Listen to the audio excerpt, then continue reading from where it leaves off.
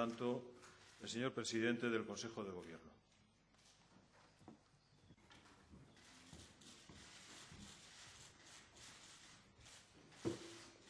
Gracias, señor presidente. Buenos días, señorías. Tengo el honor de iniciar este debate de orientación política general del Consejo de Gobierno y el enunciado se resume habitualmente en una denominación más simple: debate sobre el estado de la región. Mi intervención busca ese objetivo: analizar y definir cómo está hoy Asturias. Y creo, señorías, que Asturias está en el camino necesario para mejorar. El itinerario no es cómodo, zigzaguea, tiene curvas y pendientes. Dicho con claridad, sin que medien símiles, las dificultades económicas y los problemas sociales que conlleva son enormes. Pero estoy convencido, y espero poder demostrárselo, de que vamos en la dirección correcta, hacia el norte que nos fijamos desde el punto de partida, la recuperación de Asturias. Esta afirmación les puede parecer rotunda o demasiado optimista, para bien o para mal. No soy persona de excesos. A lo largo del discurso la matizaré con claroscuros. Y adelanto una precaución. Siempre dije que Asturias no superaría la recesión sin que la venciera España y que tampoco España dominaría la crisis sin que la Unión Europea obtuviese antes ese triunfo. Mis referencias a la evolución económica han de entenderse con esas cautelas. Pero, aún descontadas tales prudencias, sostengo la conclusión de que Asturias está bien encaminada con la estabilidad institucional y la gestión correcta como anclajes básicos. También quiero decirles que, aún acuciados por la crisis, procuramos ensanchar los horizontes, pensamos en la Asturias del futuro y trabajamos para conseguirla. Les invito abiertamente a participar en esa tarea. Y les advierto de que, al igual que el año pasado, no desmenuzaré al detalle la acción de mi Gobierno. Sintetizo una descripción general y una selección de prioridades. No es todo lo que hay, entiéndanlo. La dificultad está menos en alargarse. La dificultad está sobre todo en cortar. Ese era el elogio a la brevedad que hacía Camba y que yo suscribo. Mantengo, señorías, que no hay prioridad equiparable al combate contra el paro.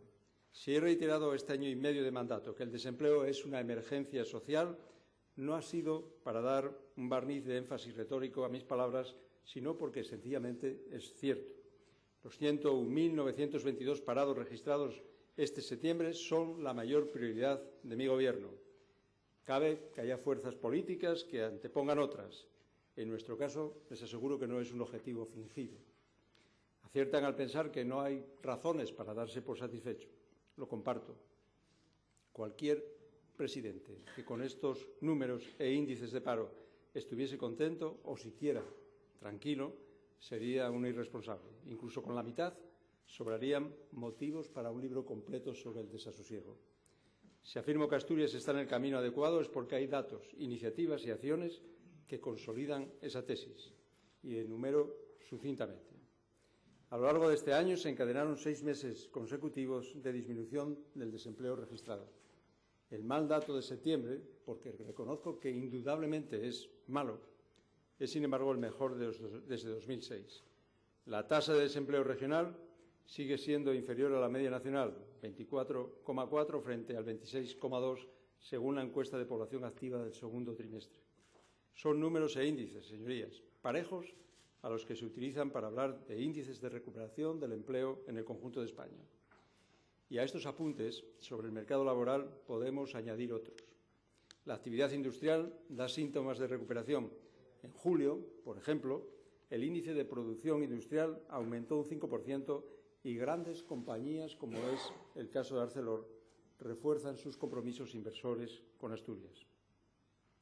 En una pésima coyuntura, Asturias tiene una razonable salud financiera con uno de los menores niveles de deuda sobre PIB de toda España. Y lo que a mi juicio es determinante, todo ello lo estamos logrando sin deteriorar la calidad de nuestro estado de bienestar autonómico.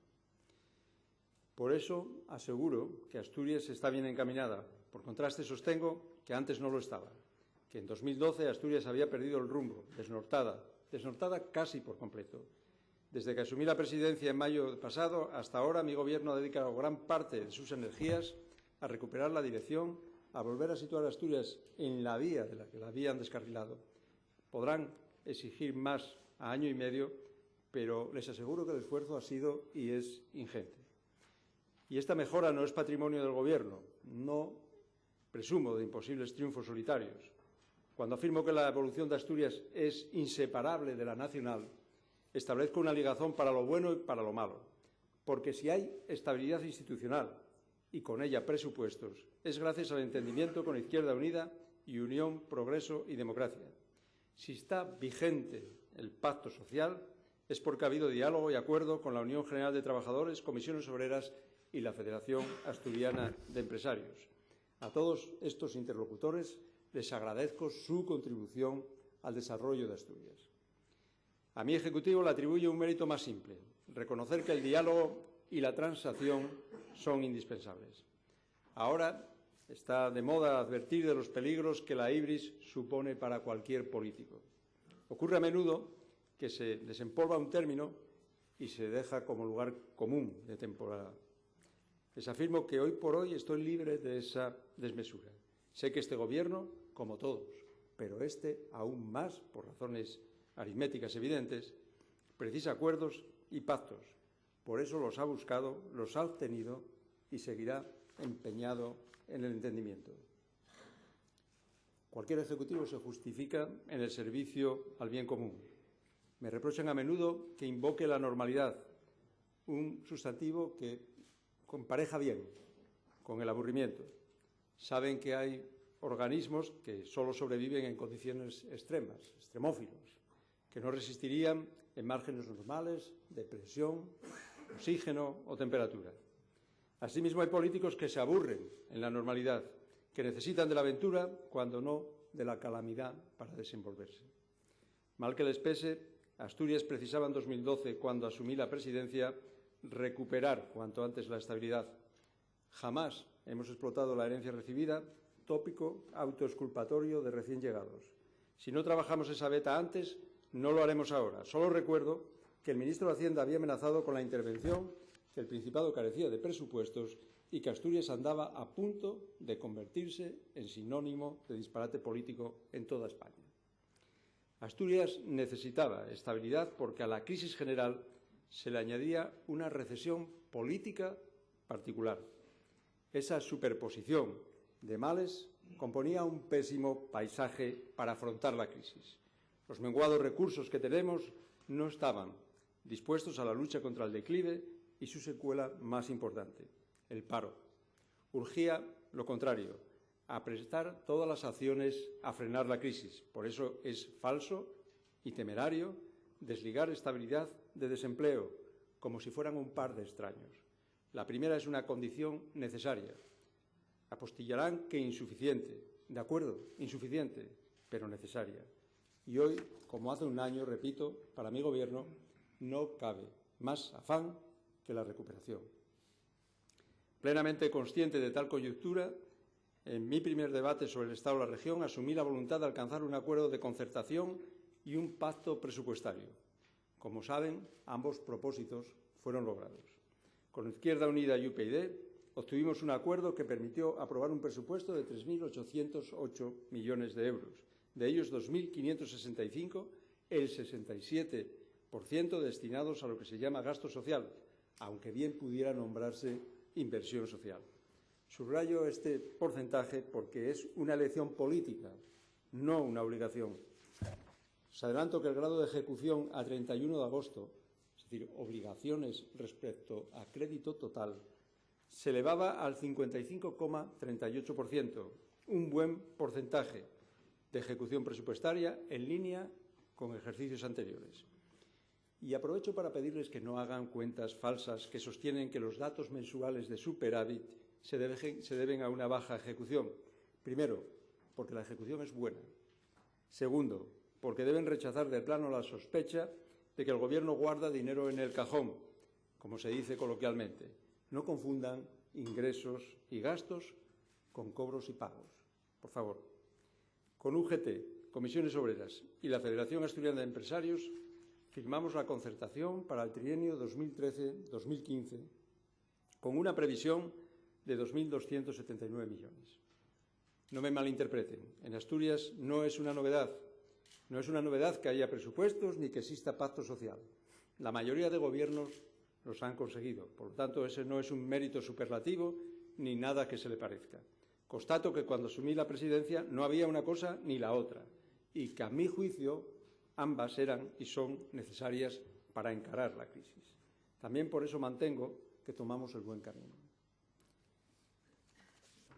Teníamos otro gran objetivo explícito.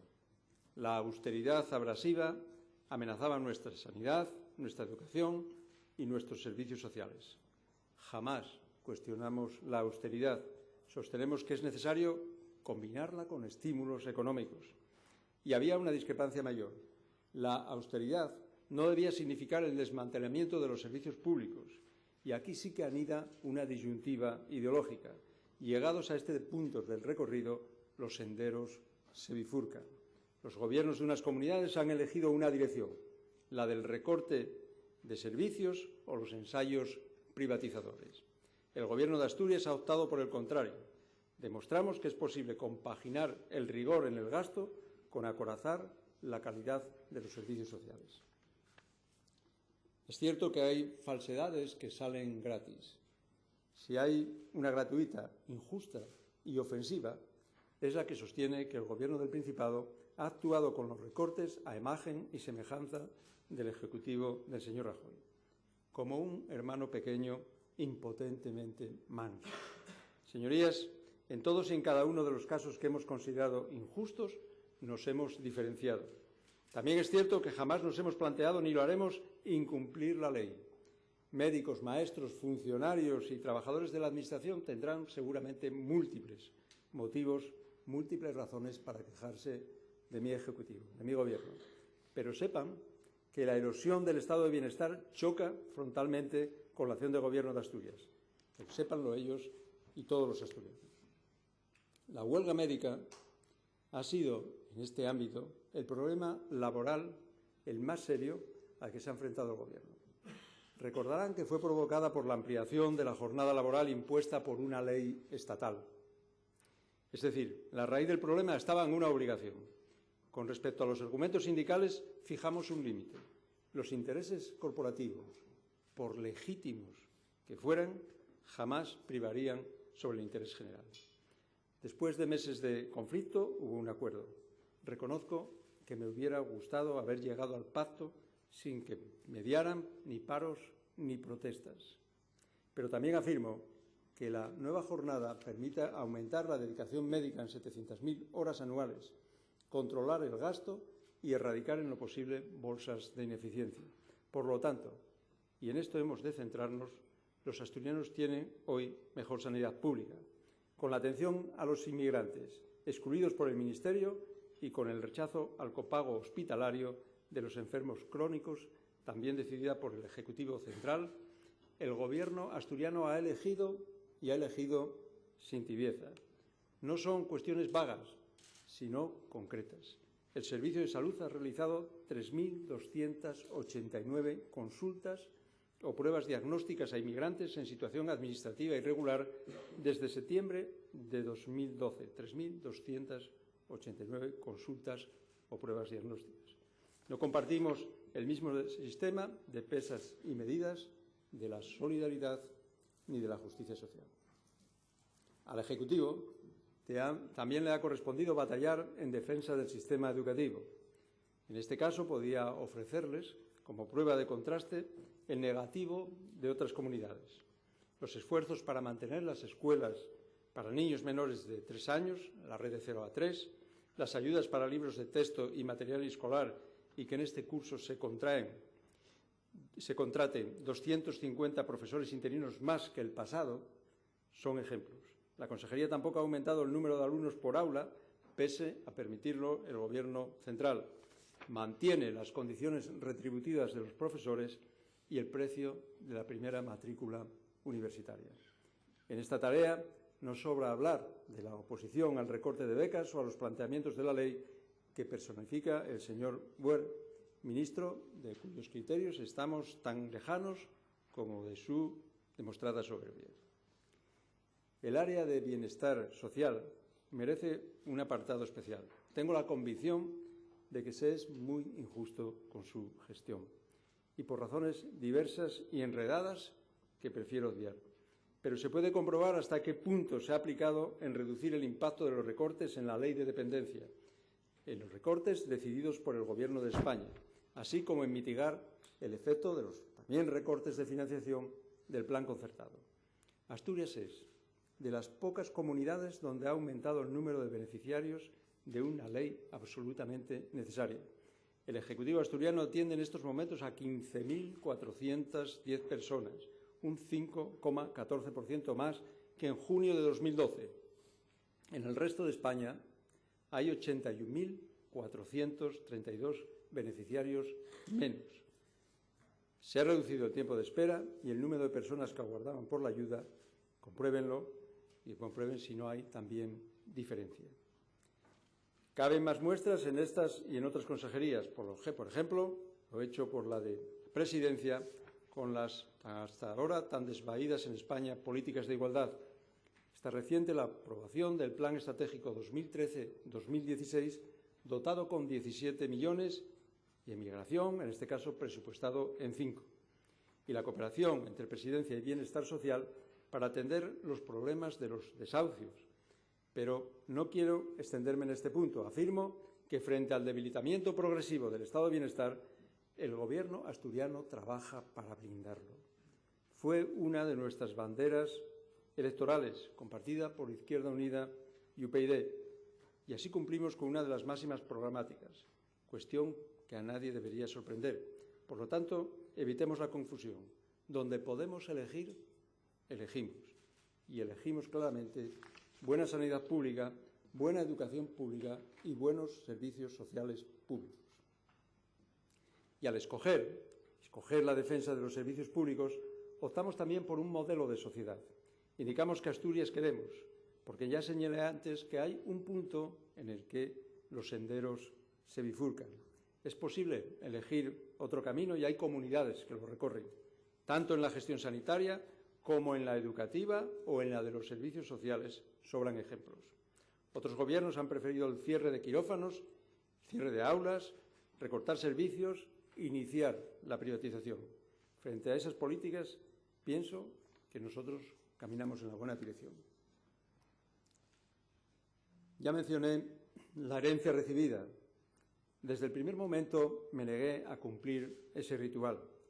Fijé otro límite, el rechazo a convertir el Gobierno de Asturias en un ariete contra el Gobierno central. Habrán oído críticas al Gobierno, concretamente a mí, por no despellejar los nudillos a puñetazos contra las mesas, por no vociferar ni gesticular, me acusaban de aburia. De un tiempo a esta parte, en cambio, me reprochan un ánimo belicoso. Habré pasado de la fase depresiva, la maníaca. Ciertamente es imposible actuar al gusto de todos, lo sé. No obstante, me interesa recalcar el criterio de mi Gobierno porque es sencillo. Lealtad y colaboración siempre. Defensa de los intereses de Asturias siempre también. Preferimos el diálogo a la imposición y el acuerdo al enfrentamiento. En el apartado anterior me referí al modelo social. En este hablo de otro tipo de cuestiones en las que la diferencia ideológica no es tan patente. La situación es tentadora, piénsenlo. Presido el único gobierno socialista en solitario de España. A poco que uno se asome a esa orilla cargado de ambición de protagonismo, se despeña ladera abajo. Aunque no tenga arte para el disfraz, aquí se necesitan muy pocas tablas para la función. Basta con envolverse en la bandera de Asturias y asegurar que el Gobierno de Rajoy castiga al Principado por tener un ejecutivo socialista. Con ese nudo y pocos mimbres, el cesto está tejido. Confieso que me han aconsejado, y normalmente con inocencia. Sin embargo, creo que es malo presumir de comunidad maltratada e ir exhibiendo muñones reales o ficticios por las esquinas para denunciar el supuesto enemigo exterior. del Principado. Prefiero que me consideren ingenuo o engordar ese discurso vicioso, la sopa nutriente de populistas y nacionalistas. No puede uno abombar el pecho de lata para presumir de amor a Asturias y España y luego dedicarse al apostolado de una doctrina tan rancia y dañina a la primera oportunidad. España está hoy cruzada de tensiones y falta de serenidad. Abomino, créame, de las soluciones ideológicas mejor o peor camufladas que adopta el Gobierno central.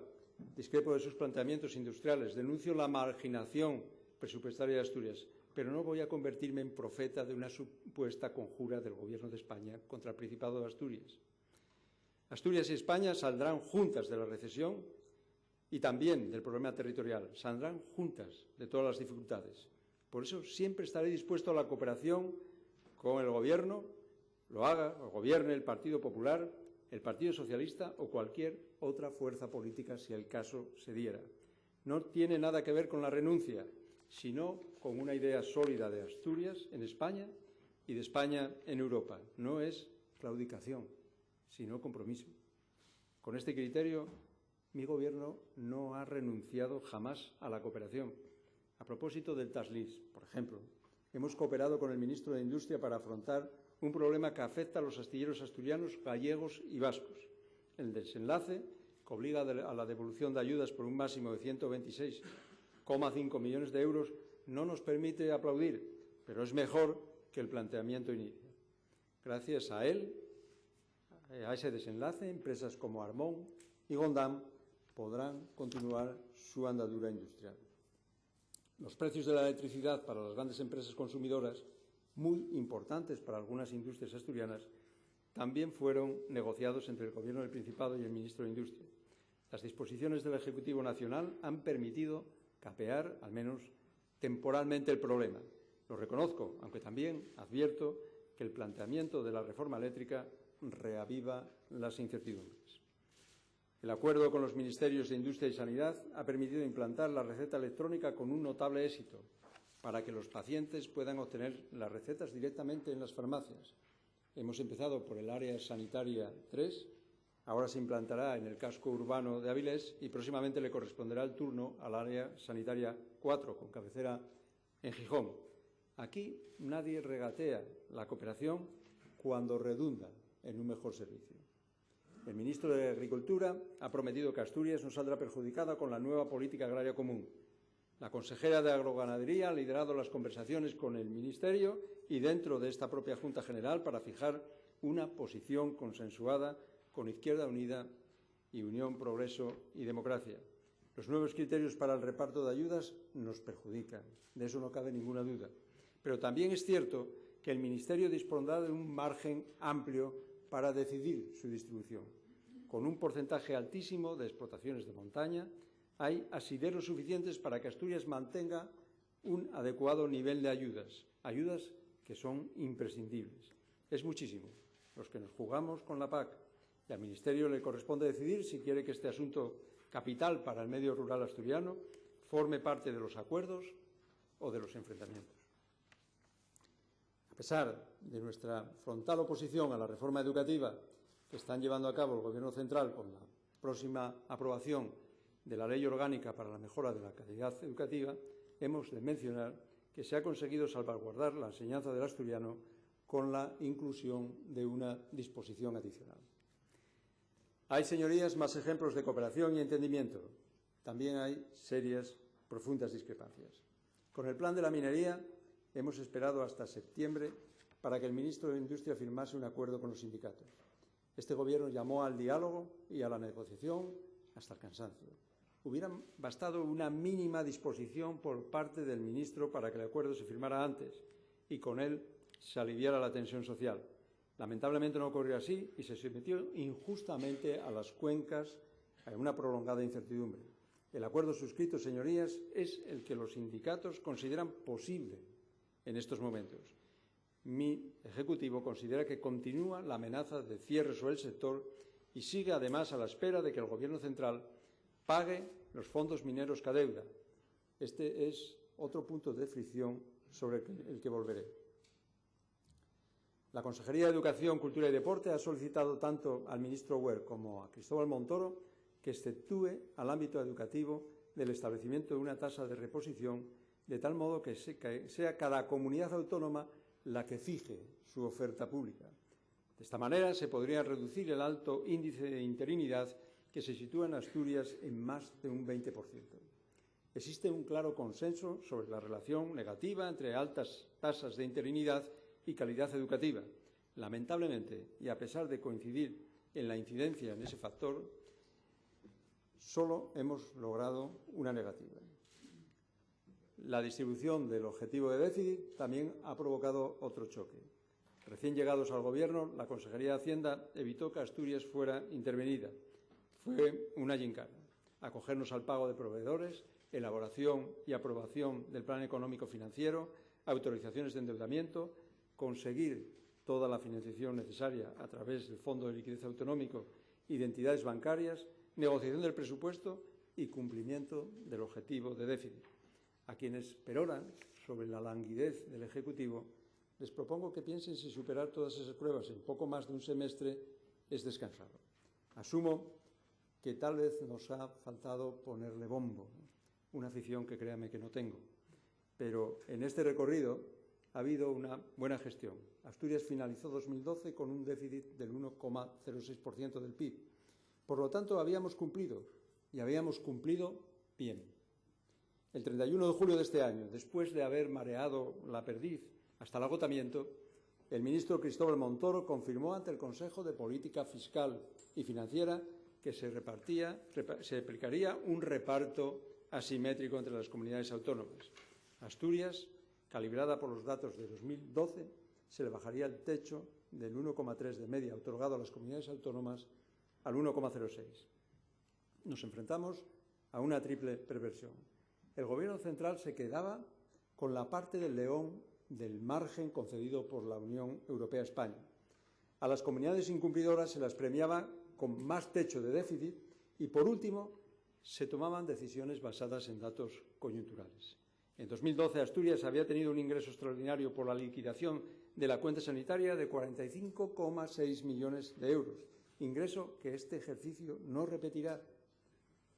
Y no, por más exorcismos que se hagan, no hay quien bendiga semejante criatura. Ha sido una mala decisión política y una mala decisión económica, dañina para Asturias. Como además entendemos que nos asiste la razón jurídica, nos hemos decidido a presentar los recursos correspondientes. El proyecto de presupuestos del Estado para 2014, recién conocido, añade razones para la indignación. Asturias es la comunidad donde más se reduce la inversión estatal, con una caída del 31,6%. Con este proyecto de presupuestos sigue en el aire la finalización de la variante de Pajares y se pierden en el olvido accesos al Musel y autovía del suroccidente. Son obras vertebrales para el desarrollo de Asturias.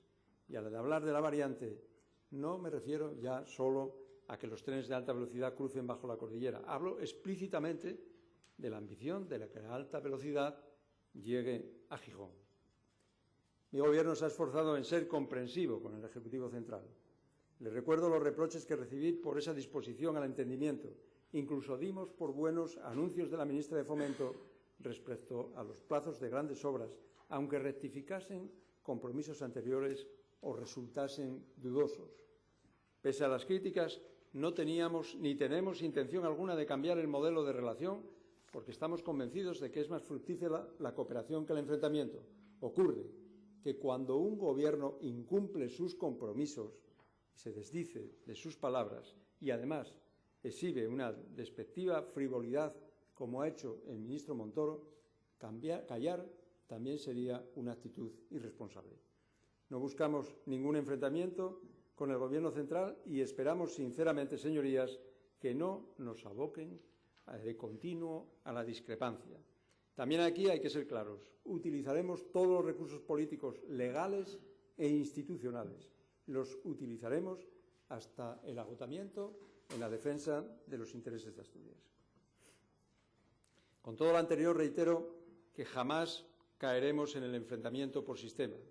esa política de banderías que conviertan las instituciones en amigas o enemigas en función de quien las dirija, no lo haremos. Al contrario, procuraremos la cooperación. Si sopesan todos los recursos que hemos presentado, comprobarán que tienen asiento jurídico. Quizás el más clamoroso sea el motivado por la aplicación del impuesto a los depósitos bancarios, cuya recaudación ha sido autorizada por el Tribunal Constitucional. Si el Gobierno central no se hubiera apresurado en evidente fraude de ley a imponer un recargo a tipo cero en toda España, con ánimo de expropiar la capacidad autonómica, tal litigio jamás hubiera existido. Y, desde luego, celebraremos si el ministro, como parece, reconsidera esa decisión. Con igual voluntad de entendimiento, abordaremos la reforma de la financiación autonómica, uno de los grandes desafíos que hemos de afrontar en 2014. Escúcheme, es crucial para Asturias y es vertebral para España. El sistema de financiación no se agota en redactar una fórmula más o menos compleja. Ese polinomio será el destilado de las posibilidades de desarrollo que se conceda a cada comunidad y el resultado, en muy buena medida, de una determinada comprensión de España. Me habrán oído defender la reforma de la Constitución para avanzar hacia un Estado federal. Hay quien se escandaliza al oír el adjetivo.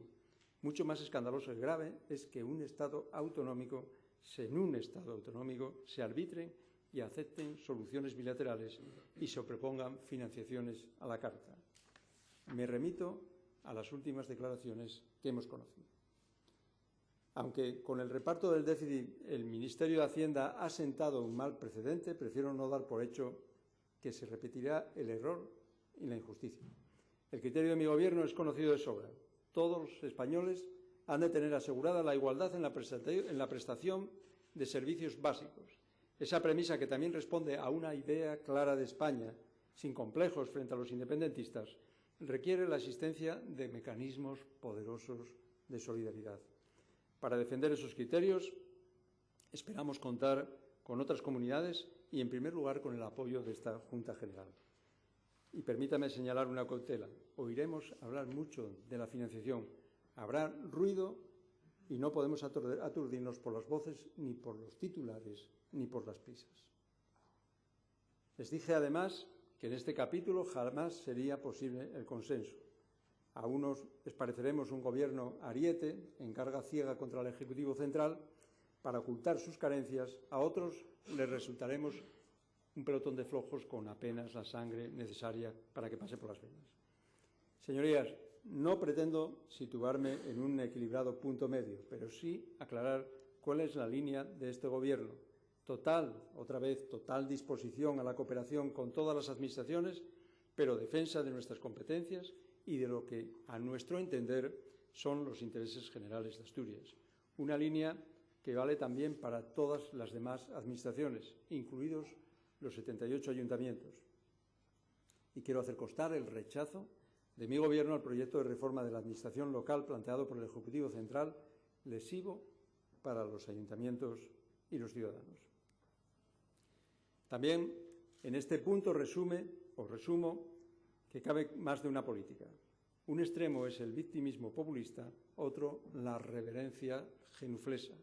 Entre ambos media terreno para desarrollar una relación seria, razonable y exigente con todas las instituciones y, en concreto, con el Gobierno de España.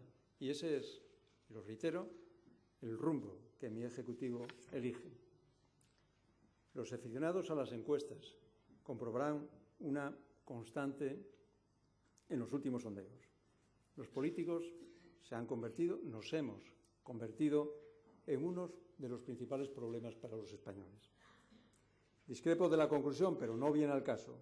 Menciono las encuestas porque la transparencia, que no solo es gobernar con bolsillos de cristal, no es un antídoto contra esa opinión negativa. La transparencia y la rendición de cuentas son requisitos de calidad democrática. Importa aclarar el porqué de las cosas. Las medidas aplicadas por este Gobierno tienen que ver con la propia exigencia, no con un afán de reconocimiento. Una de las virtudes de la democracia es que, a diferencia de otros regímenes, permite la crítica y la reforma.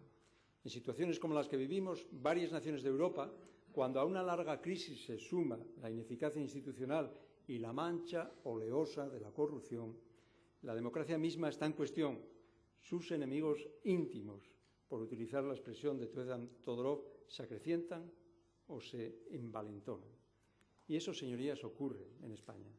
Cuando se da una crisis como esta, se apuntan falsos culpables con una facilidad pasmosa. Recordarán que los primeros en ser señalados fueron los ciudadanos de la fiesta española, que habían vivido por encima de sus posibilidades.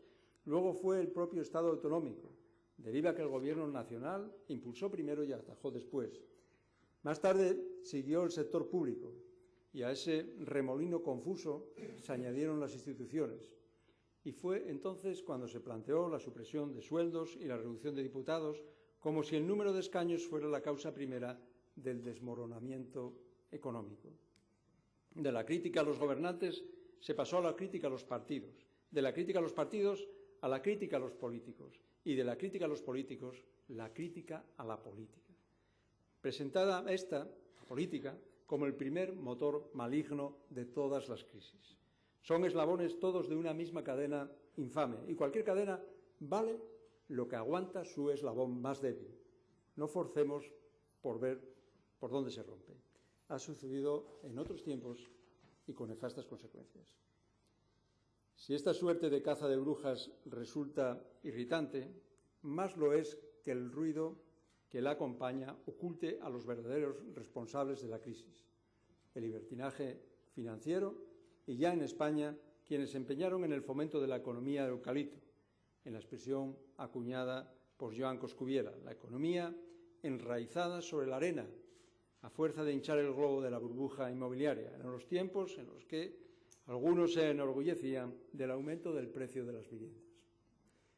El avestruz, señorías, no esconde la cabeza en la tierra. Si hiciera eso, ya se hubiera extinguido. Y, en efecto, si ante esta situación de descrédito general diésemos por sentado que todo puede seguir igual, que es cuestión de mirar al cielo y aguardar el escampo, el sistema político quedaría arrasado. Por eso hay que buscar más calidad democrática.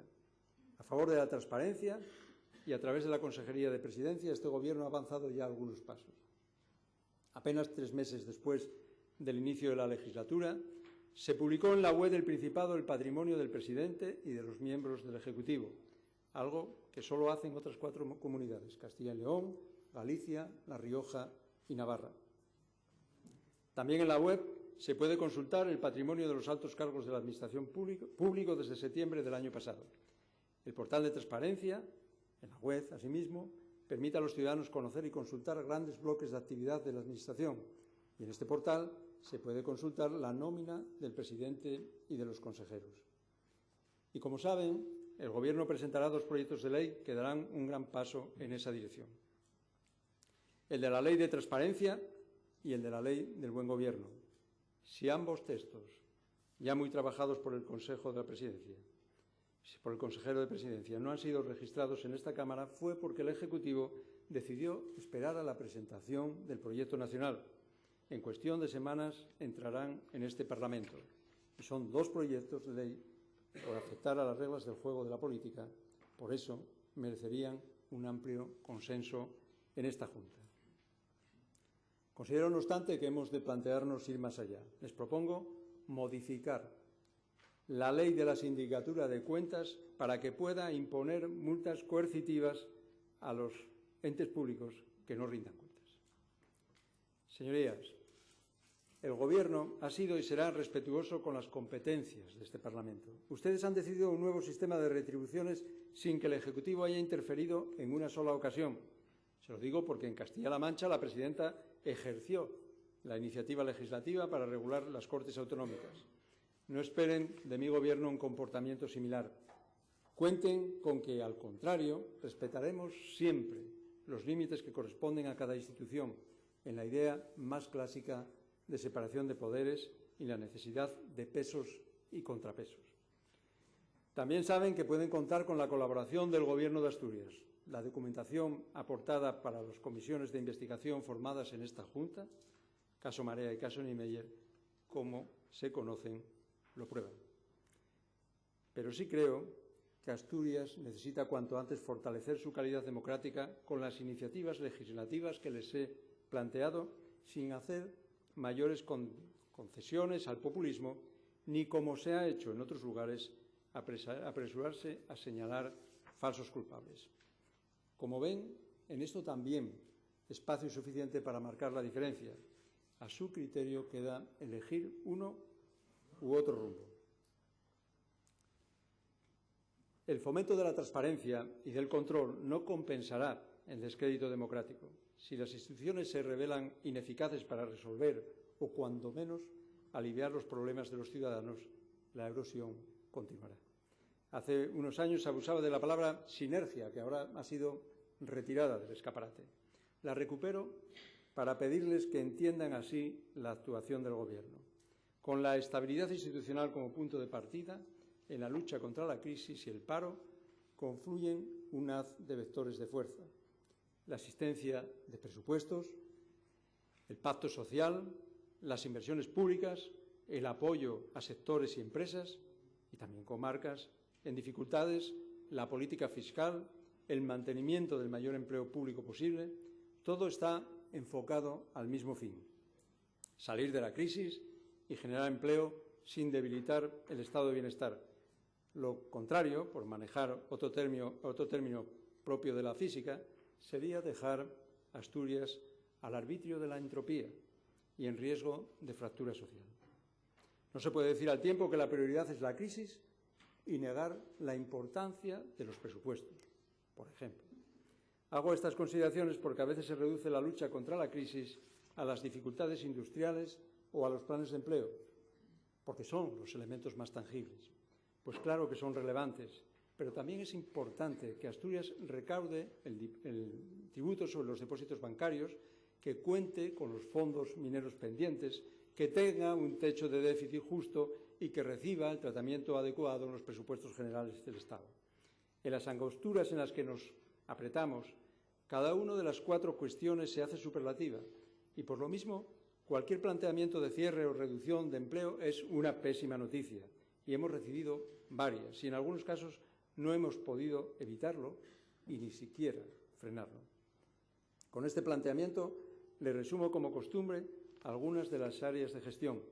Empezaré por las dos más implicadas en los problemas socioeconómicos: Hacienda y Economía. Tengan en cuenta que muchas de las acciones correspondientes a cada consejería han sido o serán citadas en otros capítulos. Hacienda. Esta consejería no ha tenido pausa. Les relaté con anterioridad la suerte de carrera de obstáculos que enfrentó al iniciar el mandato. Estas semanas trabajan en el anteproyecto de presupuestos para el próximo ejercicio con un techo de gasto no financiero de 3.522 millones de euros. Les adelanto que los principios que guiarán las cuentas serán los mismos que moldearon las vigentes: asegurar los servicios públicos de calidad para respaldar a quienes más lo necesitan, apoyar la actividad empresarial, contribuir a la recuperación. Las prioridades no han cambiado, el criterio del Gobierno sigue siendo el mismo y, por consiguiente, la orientación presupuestaria tampoco variará y será plenamente coherente con la actual. A la buena gestión de esta consejería se debe también que Asturias tenga hoy garantizada la financiación del endeudamiento de este ejercicio, incluida la ampliación del límite de déficit. La consejería ya ha remitido al CES el anteproyecto de ley para solicitar una autorización de endeudamiento por 72 millones derivada de la flexibilización del déficit, recuerden, por haber pasado del 0,7 al 1,06. La consejería también ha diseñado la reducción del sector público y la reforma de la función pública. Asturias tiene hoy un sector público que hay que reordenar para hacer más eficiente. La cantinela de que es un conglomerado mastodóntico que debe jibarizarse a toda prisa para evitar que su peso nos hunda a todos es una suma de poca documentación y oportunismo. Fruto del primer proyecto de ley aprobado es, por ejemplo, la fusión de Bomberos de Asturias y del 112 Asturias, guiada por el consejero de la Presidencia. El Servicio de Emergencias del Principado de Asturias, SEPA, permitirá mejor coordinación y eficacia en la protección civil y la lucha contra los incendios forestales, entre otros objetivos. También se ha inscrito en el registro mercantil el cambio del objeto social de la empresa Serpa.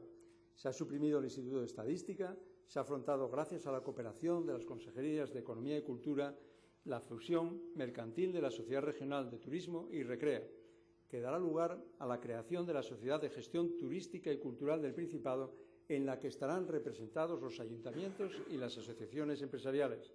De igual modo, se ha reducido en un 22% la plantilla del IDEPA.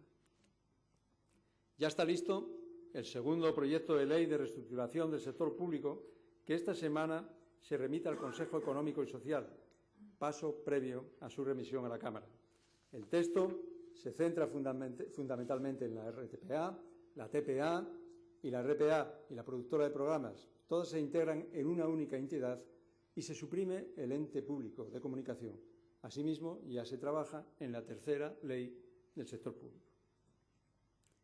La modernización de la función pública es, como les reseñé, otro objetivo. El Consejo de Gobierno ya ha aprobado un proyecto de ley que reducirá de 417 a 157 el número de cargos de libre designación, asunto controvertido y origen de numerosos litigios.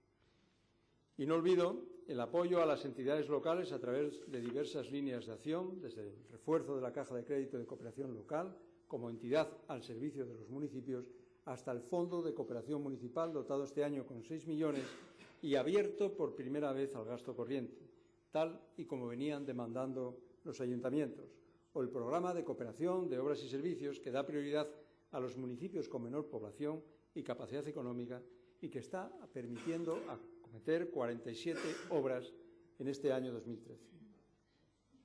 Economía y empleo. Me habrán escuchado reprochar al Gobierno central la carencia de política industrial.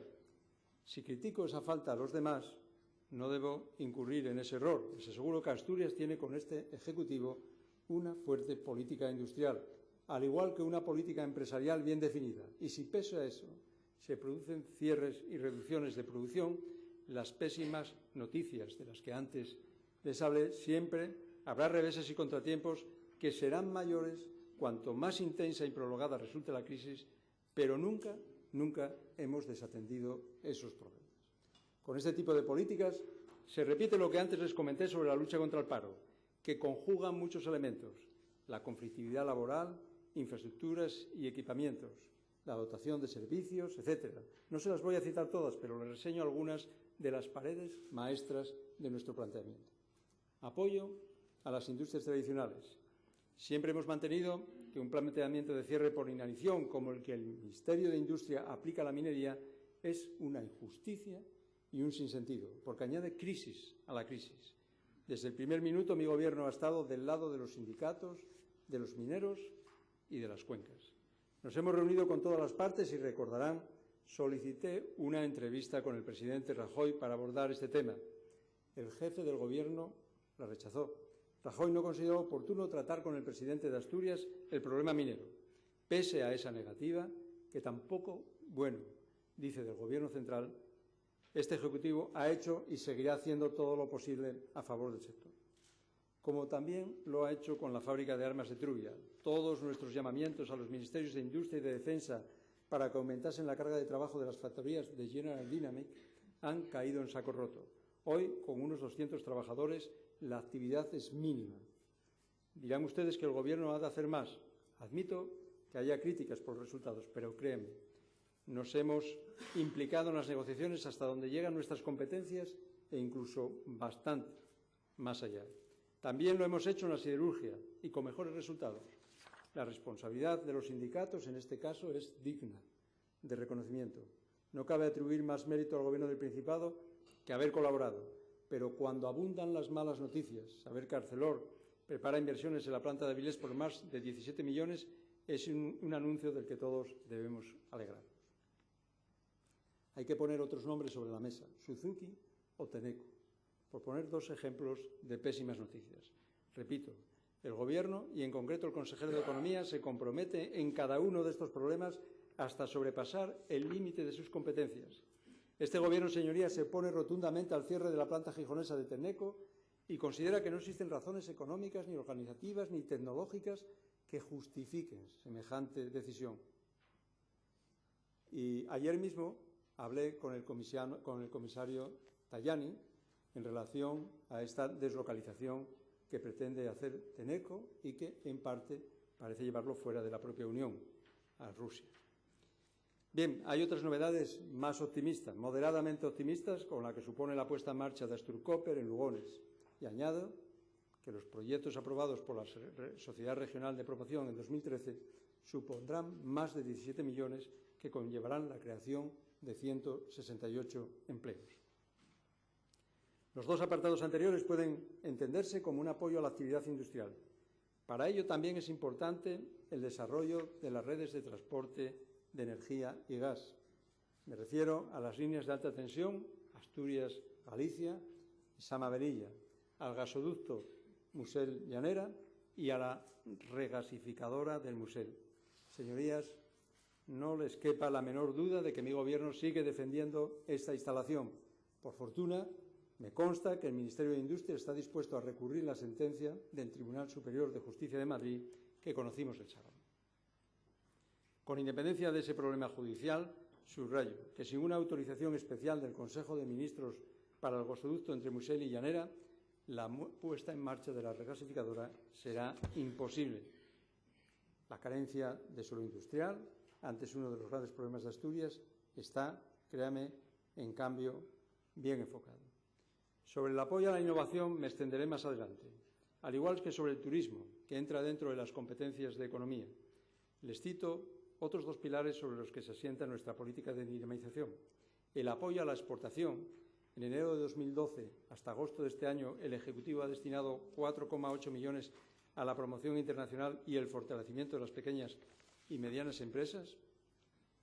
Y les recuerdo que el esfuerzo exportador que está realizando Asturias es ciertamente muy superior al del conjunto de España, aún contando con menos empresas de base exportadora. Y de la Consejería de Economía dependen también las políticas activas de empleo. Les enumero los 3 planes impulsados en año y medio. Gracias a la existencia de presupuesto, hemos aprobado un plan de empleo para menores de 30 años para el trienio 2013-2015. La dotación asciende a 48 millones y al mismo se han acogido 60 ayuntamientos. También hemos suscrito planes con los 78 ayuntamientos para contratar a 1.313 parados de larga duración con prioridad para mayores de 45 años. El presupuesto suma 18,7 millones. Y en este mes hemos aprobado una convocatoria de planes de empleo para atender a 660 parados de larga duración. La dotación es de 3,1 millón de euros. Presidencia. La Consejería de la Presidencia ha desarrollado todo el trabajo para trazar de nuevo el camino de vuelta a Europa. Jamás hemos dejado de estar ni de beneficiarnos de las ayudas de la Unión Europea, pero consideramos necesario fortalecer nuestra presencia institucional, tanto en el Comité de las Regiones, del que habíamos abdicado, como en otras comisiones. Desde enero, Asturias cuenta con una oficina en la sede de la representación permanente de España ante la Unión Europea. Pero que estemos o que no estemos institucionalmente en Europa, importante de por sí, no tendrá tanta trascendencia si no persiguiese un objetivo mayor: aprovechar las oportunidades de desarrollo que ofrece la Unión cuando Asturias ha dejado de ser objetivo 1 y Europa modifica la gestión y la ordenación de sus fondos. Por eso cobra muchísima relevancia el diseño de una estrategia de especialización inteligente por parte de Asturias. El propósito de este Gobierno es establecer cauces de diálogo con las autoridades europeas con pleno respeto a las competencias del Gobierno de España. Si ahora se debate el plan del acero, cito un ejemplo determinante para la siderurgia asturiana, queremos estar atentos a intervenir en la medida de nuestras responsabilidades. Sé que la jerga cultivada por los eurofuncionarios es de una espesura y de un sonido espantable, pero necesitamos adentrarnos en ese boscaje administrativo. Asturias fue una comunidad ejemplar en el aprovechamiento de las posibilidades que ofrecía la Unión Europea y hemos de volver a serlo. Ese es uno de los propósitos principales de este Gobierno, la presencia de Asturias en Europa. Educación y cultura. Hay consejerías que son, en buena medida, el embés político del Gobierno central. educación, al igual que sanidad y bienestar social, suman ejemplos en abundancia, algunos de los cuales ya cité, pero su gestión incluye muchos otros asuntos. Así destaco que por primera vez se ha regulado en Asturias el transporte escolar. Sé que hay protestas y todas habrán de ser evaluadas, pero la distancia mínima para tener derecho a transporte gratuito es la más baja de España, 1,5 kilómetros. Sin duda que la orografía lo aconseja, pero tómenlo en cuenta, la distancia más corta de España. La renovación de conciertos con los colegios privados para el periodo 2013-2017 y el impulso a la formación profesional. Ya hay 109 alumnos en proyectos duales con formación en las empresas, y la política de becas universitarias y de investigación cuentan también en el haber de la Consejería. No omito el serio problema de la financiación de la universidad. No lo esquivo en absoluto porque es una dificultad importante que no tiene solución definitiva a corto plazo. Puedo adelantarles que este año se otorgarán 600.000 euros a la universidad para abordar las obras más importantes. Así está previsto en el proyecto de ley de autorización del endeudamiento que ya ha sido remitido al CES. Hay problemas en la educación, los ha habido siempre y las malas circunstancias económicas los agravan. Pero no podemos dejarnos maniatar por las dificultades. En 2014, el Gobierno promoverá la constitución de un consorcio para gestionar las escuelas infantiles, la red de 0 a 3. También en este año será necesario revisar la red de centros educativos. Sería irresponsable dejar pasar el tiempo sin adecuar la red a la distribución demográfica actual. Sé que no es una ruta cómoda, pero la irresponsabilidad no puede formar parte de un programa de gobierno. También en 2014, y por el mismo principio de responsabilidad, será preciso convocar oposiciones a los cuerpos docentes de secundaria y formación profesional.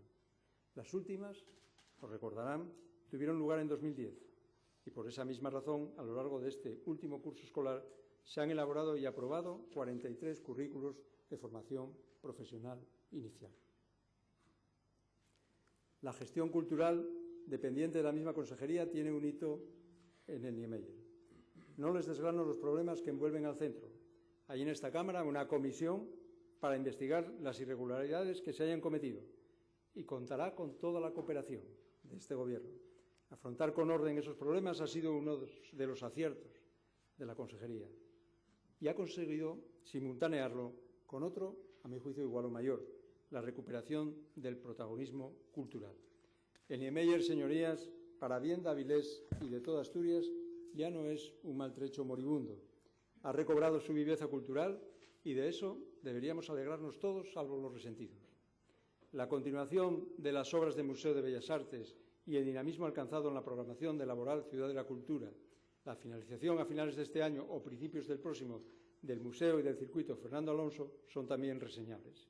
En este apartado he de citar también el impulso a las campañas arqueológicas que ha permitido importantes hallazgos y recuperar una senda de conocimiento de nuestro pasado e historia que no se debería haber interrumpido. Sanidad. Muchas de las consideraciones hechas sobre la Consejería de Educación son aplicables a sanidad. Sé que casi todo es discutible, pero espero que este Parlamento comparta con nosotros que la apertura de los centros de salud por las tardes de 4 a 6:30 es una buena noticia, una noticia de las que inciden directamente sobre la calidad de vida de los usuarios. La implantación de la receta electrónica ya citada también contribuye a ese objetivo. Por supuesto, la gestión de las listas de espera. Saben los efectos que tuvo la huelga médica que obligó a una especial diligencia. Resalto la ambición del Plan Estructural de Gestión de Listas de Espera que conciba el Servicio de Salud de Asturias, esto es, a todo el SESPA como un solo centro sanitario, en el que debemos de facilitar la movilidad de médicos y pacientes para reducir las demoras. Hay otras acciones importantes que son menos visibles. Hablo de la reducción de directivos, que ha supuesto un ahorro de 1,6 millones al año, y de la puesta en marcha de la central de compras, por ejemplo.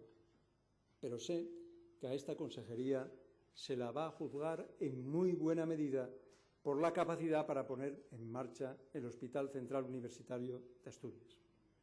Centra tanto la atención que a veces se olvida que este diciembre previsiblemente se inicie la actividad en el nuevo Hospital Álvarez Builla de Mieres, en el que se han invertido 41,8 millones de euros. Vamos con el UCA. La gestión de la Consejería de Sanidad, como habrán visto, es amplísima. Le sobran tareas y objetivos en condiciones normales, pero ocurre que en 2014 se producirá un hecho relevante para Asturias, que es el estreno del hospital. Sé que su construcción ha tenido entusiastas, entre quienes siempre hemos estado los socialistas, y detractores. A los críticos les ruego que asuman la realidad: un complejo hospitalario ya finalizado, que entrará en funcionamiento paulatinamente desde finales de enero en adelante hasta alcanzar el pleno rendimiento en otoño de 2014. Dense cuenta, señorías, de la envergadura del desafío, que no se limita a que el traslado se haga con la mayor seguridad posible y a que el nuevo hospital funcione bien. Esas son cuestiones cruciales, pero la intención es mayor.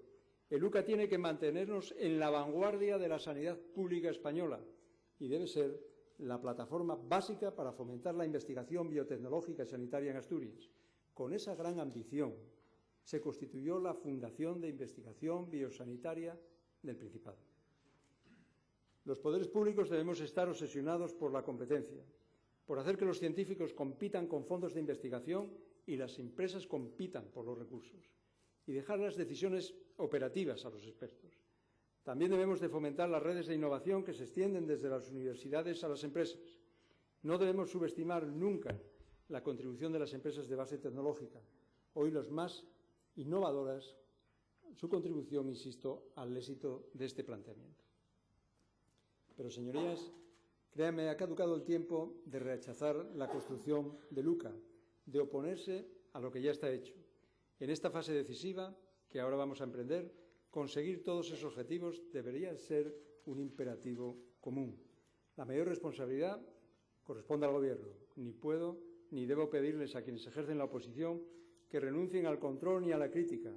Ni puedo invitarles a que sean partícipes, sí puedo invitarles, en cambio, a que sean partícipes de los grandes proyectos de Asturias. Y también puedo rogarles que no exacerben las miserias para entorpecerlos.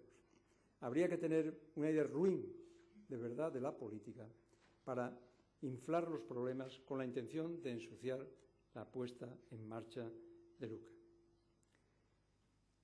En cuanto a bienestar social, consideré anteriormente que se ha sido injusto con esta consejería. Puse como ejemplo la dificultad o las dificultades que está teniendo para atenuar la repercusión de los recortes aplicados por el Gobierno central a la Ley de Dependencia, así como el Plan Concertado de Servicios Sociales con los ayuntamientos. Ha combinado gestión con sensibilidad social, sensibilidad con quienes más la precisan, con los beneficiarios. En una situación como la que estamos, la crítica es fácil. Aumentan las personas necesitadas.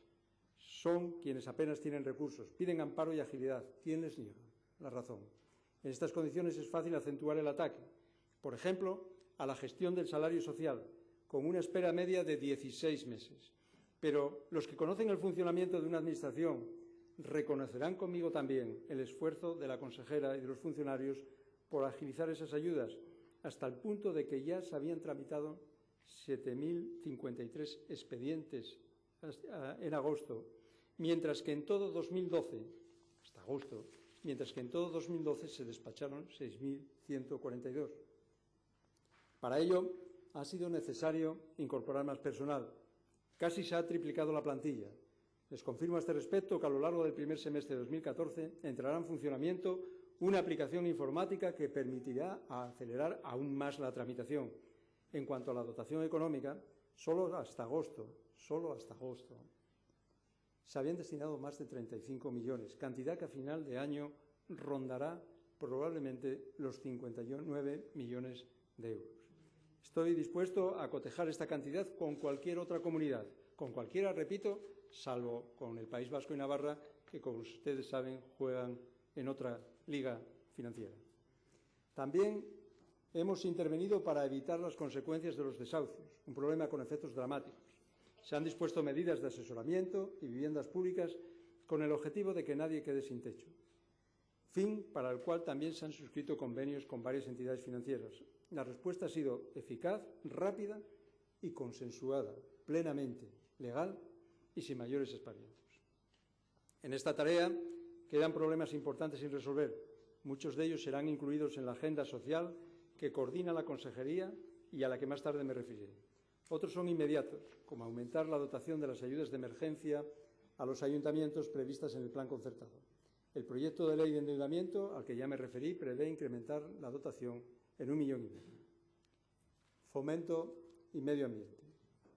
La crisis afecta a todo el Gobierno, pero se ceba en las áreas de gestión más relacionadas con la inversión. Es la situación de la Consejería de Fomento y es la explicación sencilla y simple de los problemas que empantanan el desarrollo de la zona de actividades logísticas e industriales y de la sociedad mixta para la gestión y promoción del suelo de Asturias. En ambos casos el origen es el mismo, la recesión. Cabe matices, por supuesto, pero no quiero que se pervierta el razonamiento. No es un error de concepción de la Zalia, ni un disparate de iluminados en Sogepsa la causa mayor de sus dificultades. Son coyunturas de solución complicada o fácil, si lo quieren plantear de otra manera. Bastaría con disponer de más recursos para conceder a la Zalia el desahogo que necesita. Por ello, son tan importantes unas décimas de justicia en el techo de déficit y el incremento de la previsión presupuestaria.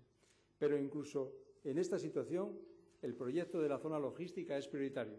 En enero está prevista la finalización de la urbanización básica de la primera fase que abarca, les recuerdo, 107 hectáreas.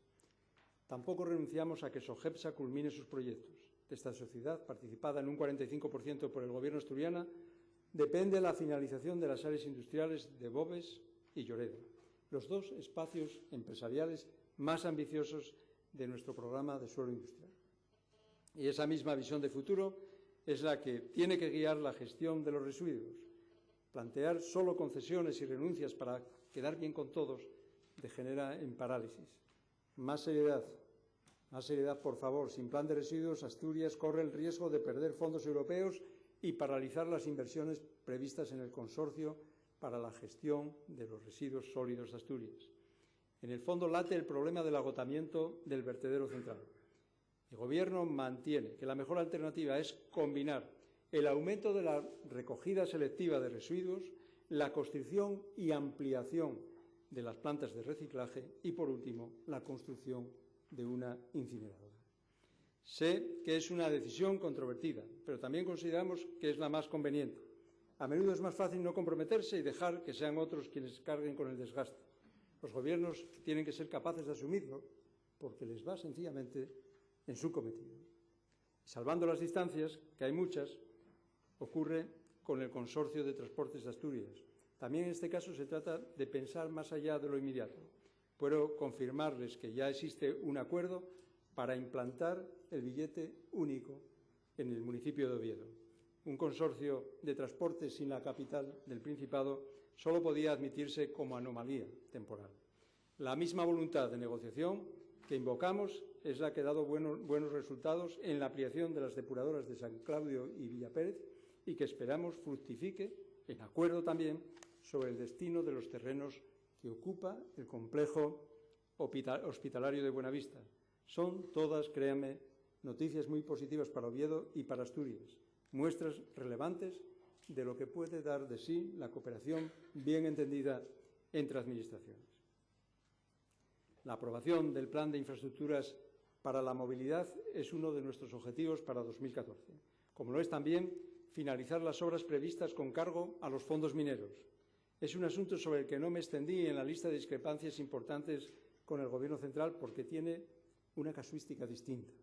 Aquí se trata de cumplir los compromisos, no son interpretaciones sobre cuál debe de ser el techo de déficit o cuál la inversión estatal en Asturias, sino de ejecutar los compromisos contraídos.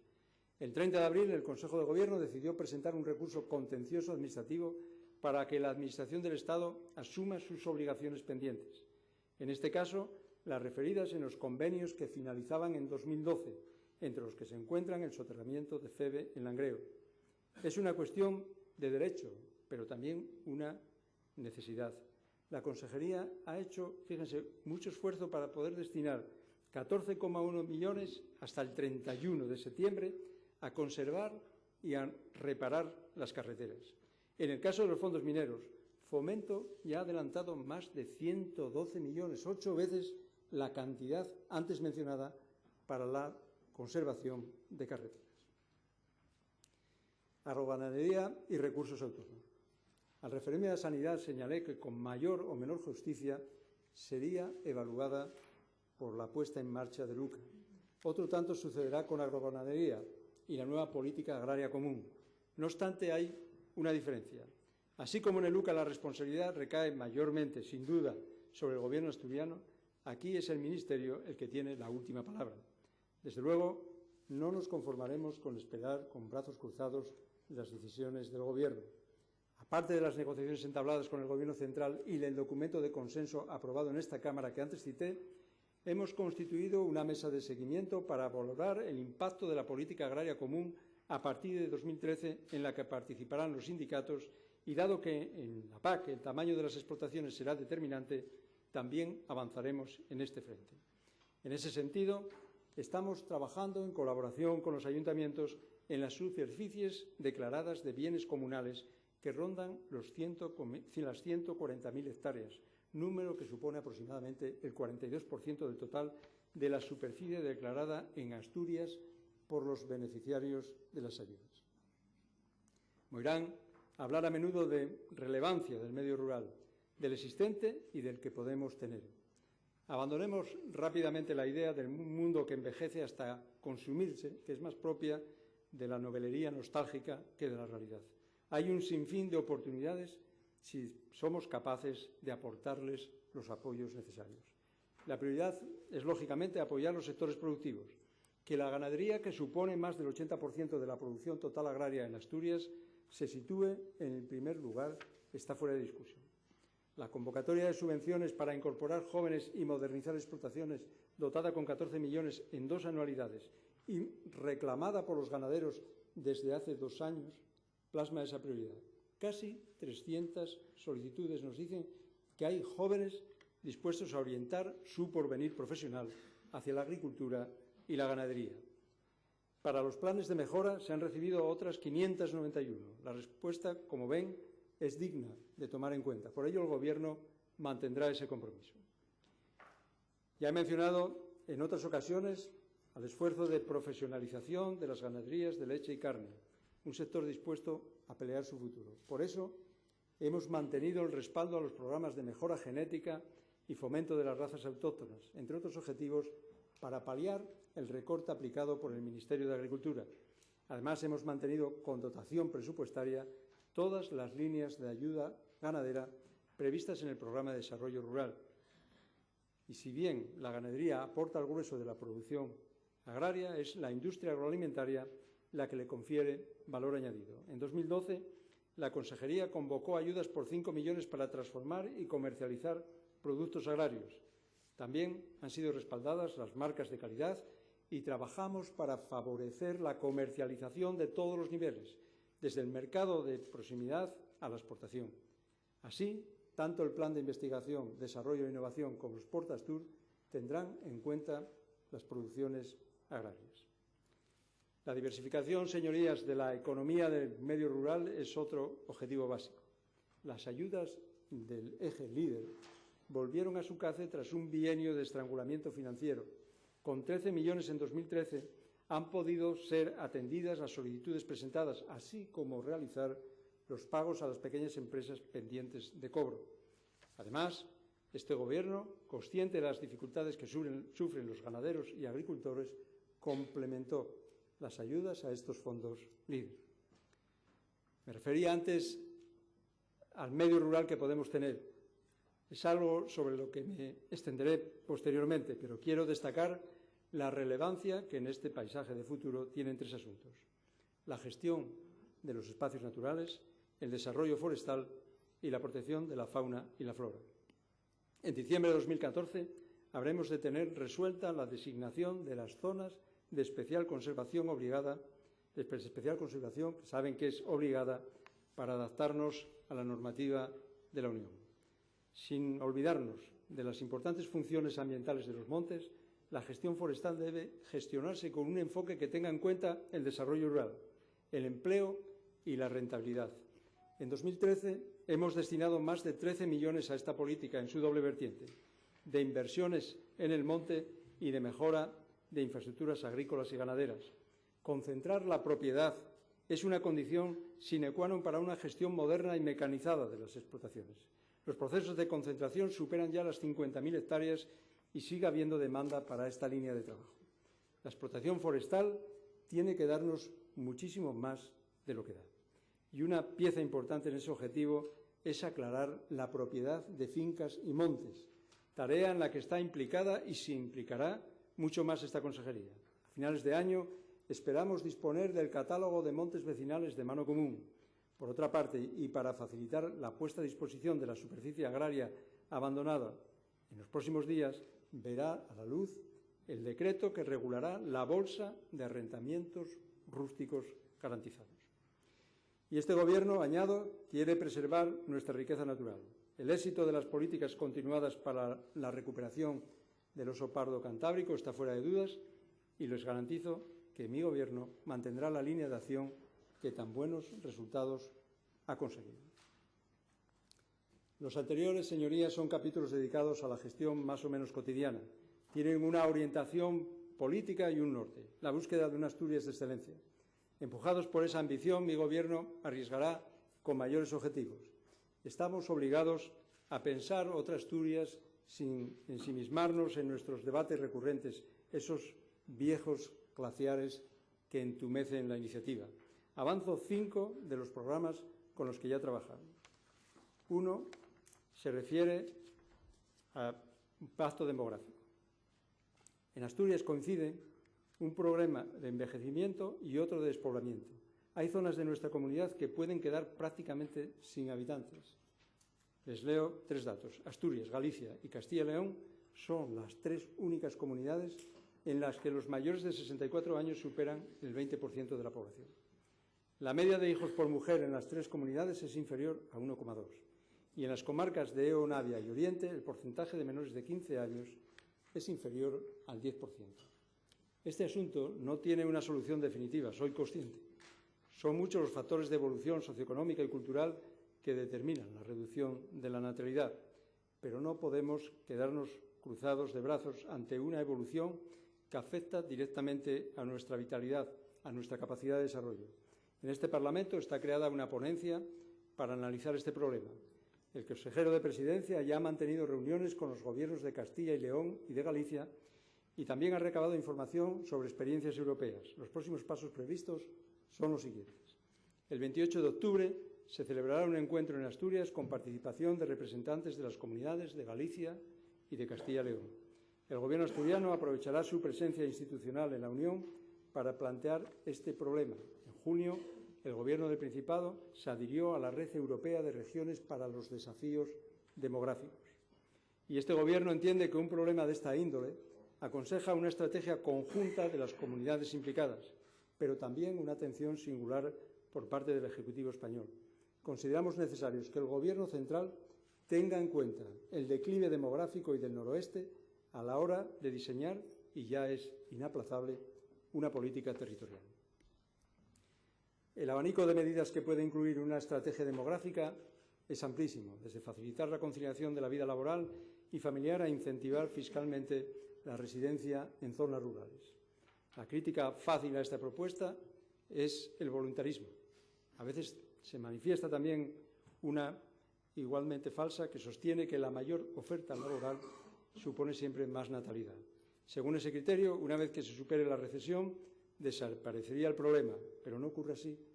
No ocurre así y, en todo caso, Galicia y Castilla y León, comunidades vecinas, cuentan con estrategias demográficas y mi Gobierno entiende que también debe de abordar este problema.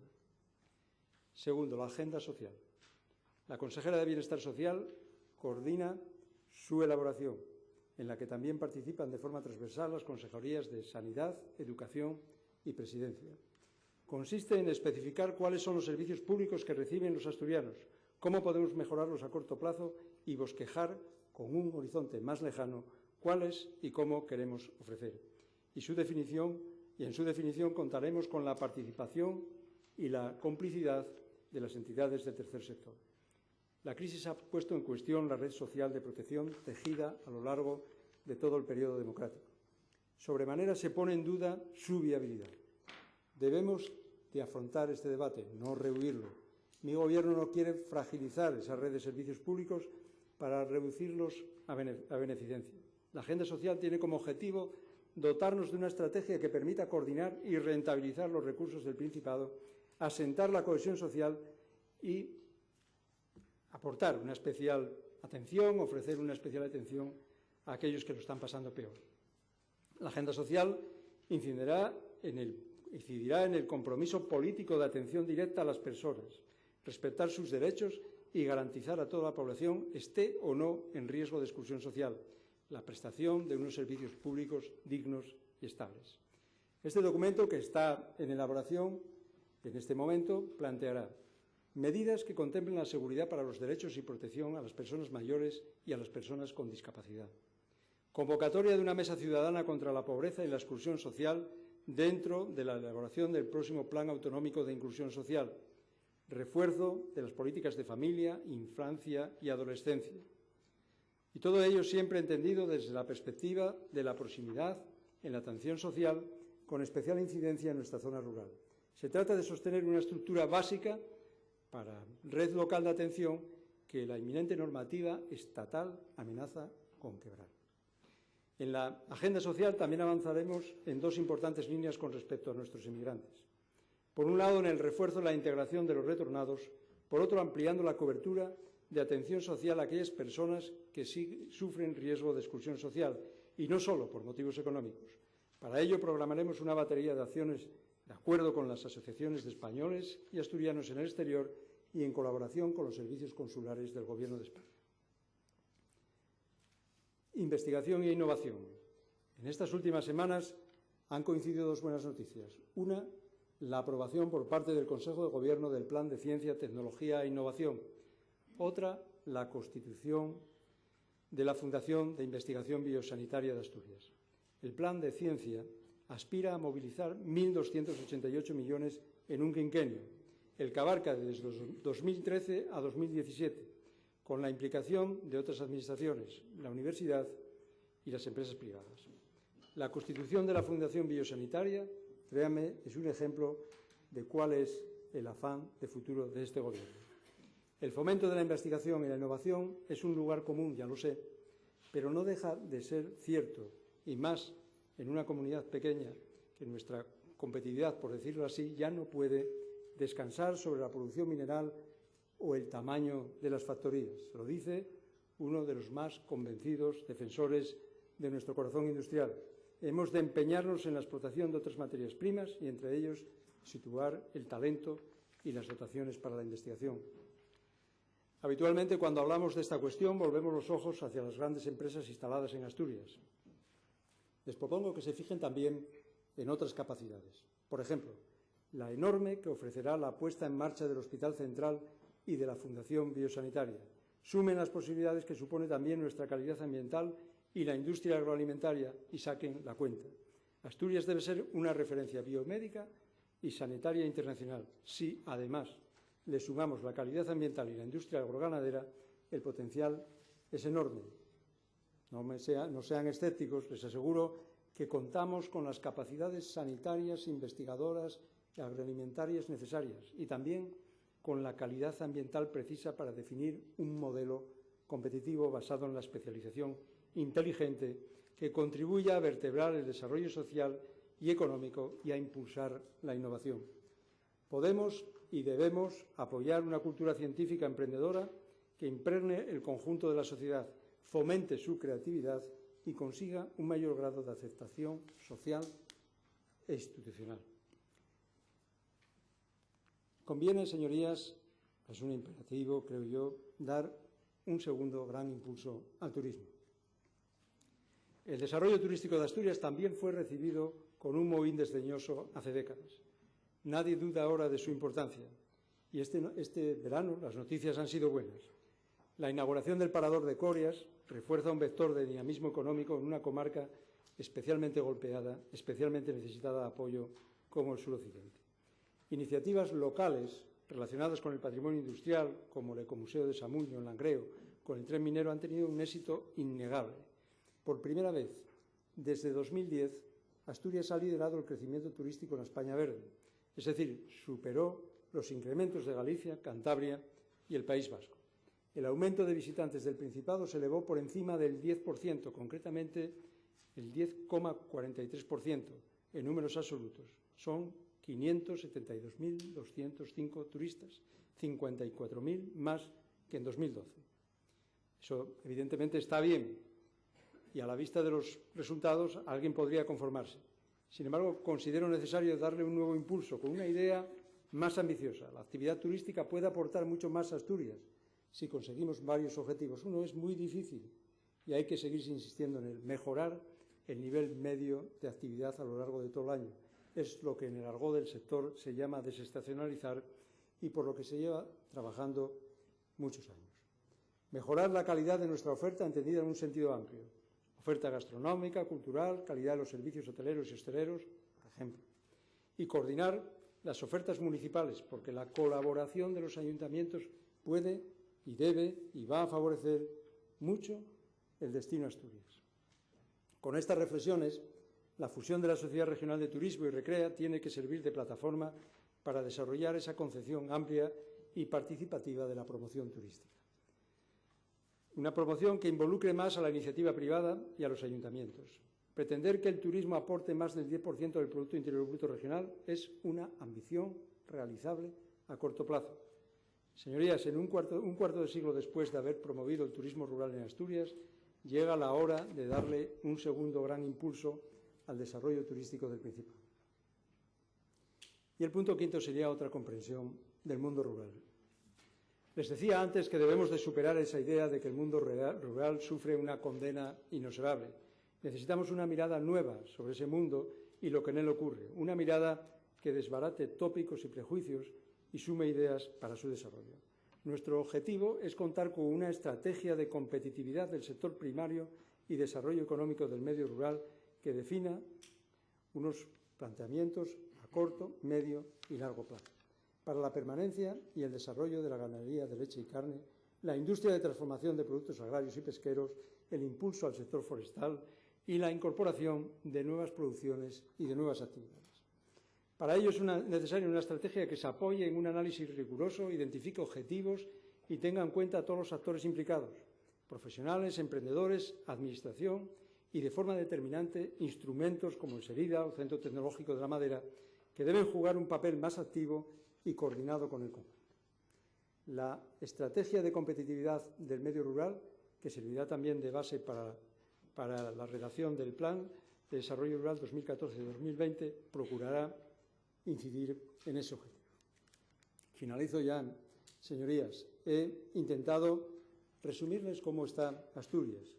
En cada uno de los capítulos en los que he dividido mis reflexiones les he apuntado que existen otras alternativas y he procurado señalar que mi Gobierno ha escogido en cada encrucijada un camino determinado, uno, insisto, entre los posibles. También me referí en múltiples ocasiones a España. Hablé de la relación institucional entre el Gobierno estatal y el Ejecutivo autonómico. No obstante, la situación nacional merece una reflexión más extensa, porque coinciden tres problemas graves. El más reconocido es la crisis. El más exacerbado es la pulsión independentista catalana. El más desagradable es la corrupción y el desprestigio de las instituciones. Defiendo que el Gobierno de Asturias y también, en buena lógica, esta Junta General ha de tener y ejercer su voz sobre esa tríada negra como la adecuada. Existe hoy un debate sobre la consistencia de las supuestas señales de recuperación económica. Tengo mi juicio, pero me apresura a aclarar una cuestión. Cuanto antes remonte España, mejor para Asturias. Por lo tanto, no me van a encontrar de oficiante apocalíptico.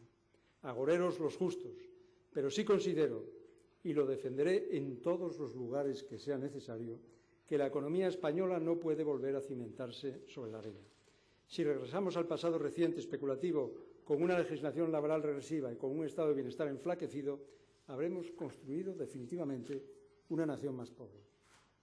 España necesita una musculatura productiva e industrial de la que carece, y la política del Ministerio de Industria, como la que aplica la minería asturiana, no hace más que malbaratar, dilapidar actividades necesarias. Tampoco cabrá hablar de recuperación si los índices macroeconómicos se izan a costa de la desigualdad. Si tal ocurre, la economía y la estabilidad política tendrán la consistencia de un cañizo, serán aventados a la primera tempestad. Hice antes, recuérdenlo, mención a las avestruces, porque siempre me hizo gracia que se utilizase un símil falso. Es absurdo ocultarse con la esperanza de que los problemas pasen de largo. La propuesta secesionista catalana tiene como estandarte un lema propagandístico imbatible: la reclamación del derecho a decidir.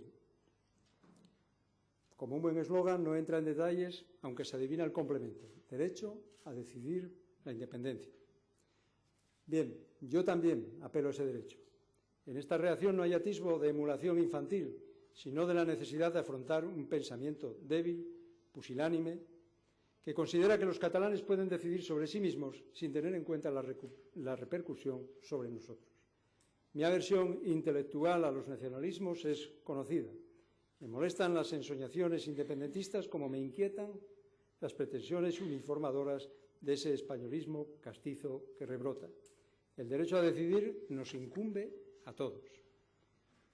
Les decía que es absurdo ocultarse en espera de que los problemas se disipen por sí solos. En este caso entiendo que conviene reformar la Constitución para que España sea un Estado federal. Objetarán que ya lo es en la práctica y que en mi planteamiento anida una ingenuidad de fondo, porque los independentistas jamás se darán por satisfechos con un envoltorio de palabras. Sería un supuesto de fetichismo legiferante, dicen algunos. Para los escépticos, déjeme contraponer algunas razones. Es cierto que el Estado autonómico se ha ido federalizando a golpe legislativo, pero sin que ese camino se haya fijado constitucionalmente. Pero es que además la reforma ofrece la oportunidad de debatir sensata y calmadamente un sistema que no esté reñido o sometido a una tensión continua, porque es posible delimitar cuál es la distribución de competencias. Hay quienes tienen miedo a ese debate. En cambio, mi temor es otro: que la Constitución de 1978 se fosilice y con ello se convierta en irreformable. Y les confieso otro más inmediato: que exista la tentación de apaciguar al independentismo a golpe de ventajas en la financiación autonómica. Señorías, es indispensable un proceso de negociación serio que se desarrolle en los cauces adecuados en los que deben estar representados todos los gobiernos autonómicos. Hace un año, en la última reunión de la Conferencia de Presidentes, me negué a que la reforma de la financiación se iniciara en 2013 y así ha sido. En 2014 se cumple el plazo previsto para iniciar la revisión del sistema. Considero necesario que el presidente del Gobierno convoque de nuevo, al inicio del próximo año, la Conferencia de Presidentes para abordar este asunto que, como subrayé anteriormente, es crucial para Asturias y vertebral para España. Es la petición que hoy hago pública y que próximamente trasladaré al presidente Rajoy. El tercer problema también nos implica a todos y a cada uno de nosotros. La ejemplaridad en el manejo de los fondos públicos es una urgencia. Cada uno, en el espacio que le corresponde, debe favorecer la transparencia y la rendición de cuentas. Pero también es necesario establecer cautelas sobre cuestiones como la duración de las campañas electorales o la financiación de los partidos. Señorías, mañana es su turno. Antes de agotar el mío, quiero destacar los méritos de todos los gobiernos precedentes, de todos sin exclusión. Sin el aporte de todos ellos, no hablaríamos hoy de la misma red educativa, ni sanitaria, ni de las mismas comunicaciones, ni de la misma Asturias. Y ya acabo. El año pasado les pedí que al enjuiciarme no recurrieran a la metáfora del país de las maravillas, porque en el relato, Alicia, la niña protagonista, sueña que está a punto de morir ahogada por su llanto. Ni he descrito un paisaje lleno de luces, ni, por supuesto, he atizado el pesimismo. Este año les hago otro ruego: que las críticas al Ejecutivo no sean cosméticas. Me refiero a esas vaguedades que confunden el espectáculo con la acción política. Pero, por supuesto, esa es su elección. La mía, y firme, es mantener el rumbo elegido hace año y medio, porque creo sinceramente que este es el buen camino, la andadura que queremos continuar con el diálogo y la negociación como compañeros indispensables de viaje, porque estoy convencido de que Asturias va en el buen camino felicito públicamente a todos los integrantes del Consejo de Gobierno. Ustedes aclararán qué dirección escogen o incluso si prefieren volver hacia el pasado. Muchas gracias.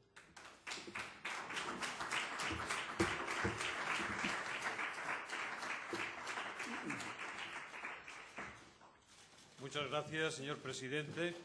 De acuerdo con lo establecido por el artículo 198 del reglamento de la Cámara y lo convenido en la Junta de Portavoces, se suspende la sesión hasta mañana a las 9 horas.